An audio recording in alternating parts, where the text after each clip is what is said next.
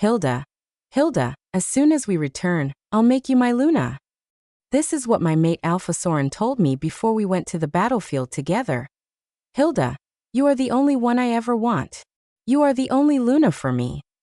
This is what he said before I was losing consciousness in his arms. He frowned and held my drifted gaze, repeating his promise solemnly. But I woke to the scent of herbs and betrayal. Not from wounds or war, but from watching Soren place the Luna crown on another's head. The first thing I see is Soren, standing stiffly by the window, arms crossed, jaw tight. Soren towered over most men, his tall, broad frame a commanding presence forged by years of battle and leadership. He looks every inch the alpha he was born to be. I can't help but beam at the sight of him. Knowing he's here and safe makes my heart leap. We grew up together, training side by side, sharing our dreams and ambitions. I'm his mate, his beta, his equal, and he's always been my rock. We've loved each other for as long as I can remember. Hi baby, I whisper weakly, waiting for him to take my hand and kiss me. But then he just looks at me. Not with relief. Not with love. Just a quiet, awkward pity, like I'm a problem he hoped would stay buried. His eyes meet mine with something that's not relief or joy, but something colder.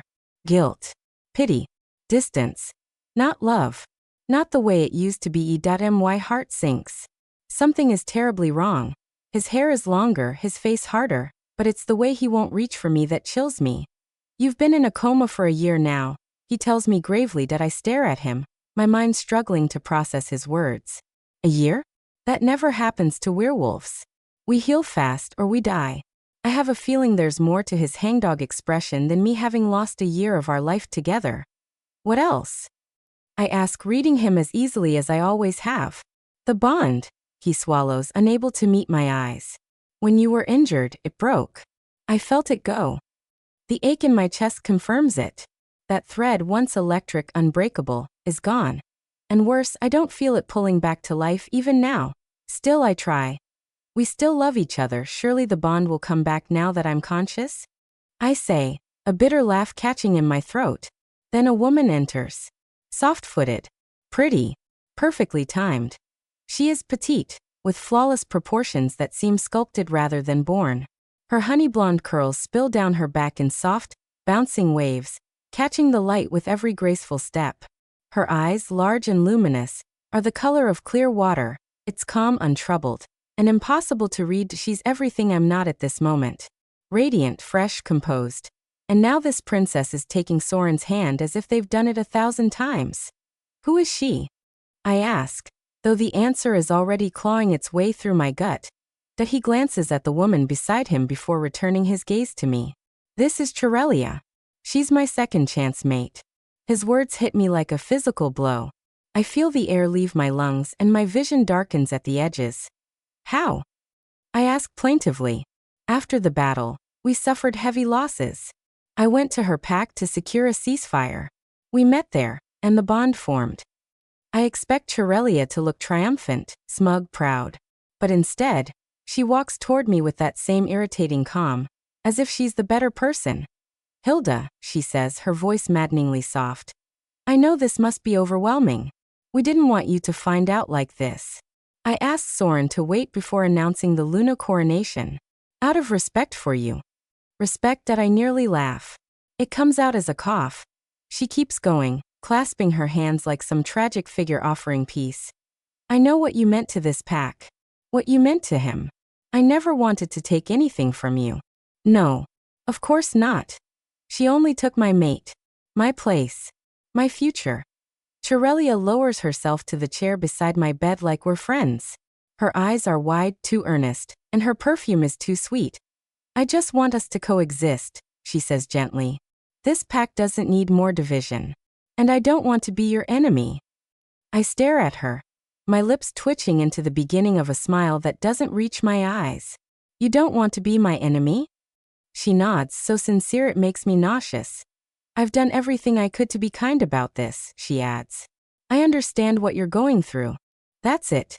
You understand? I echo, venom sharpening my voice now. You understand what it's like to wake up and find your entire life hijacked? Your mate bonded to someone else? The Luna title I bled for, handed to a stranger because I was unconscious.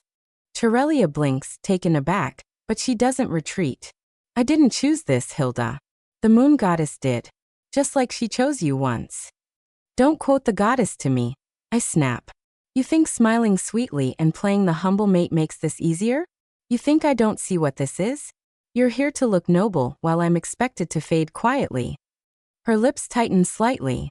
For a moment, the mask cracks. Not much, but enough. I'm trying to be compassionate, she says. The softness is still there, but now it's tinged with steel. You're angry. I understand that. Stop understanding me. I turn away, can't bear to see her. Her perfect calm, her patient eyes, her place at my mate's side. I didn't ask for your sympathy, I mutter. And I don't want your friendship. Cerelia's hand touches my arm, and I jerk away. I don't want her pity.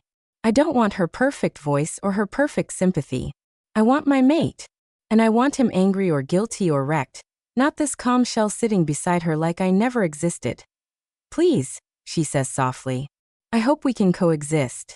I meet her eyes, see nothing but shining empathy reflected back at me. And I hate her more for it. Because she means it. Because she thinks she's being kind that I want to scream. I want to rip the Luna crown off her head before it ever touches her. But instead I nod.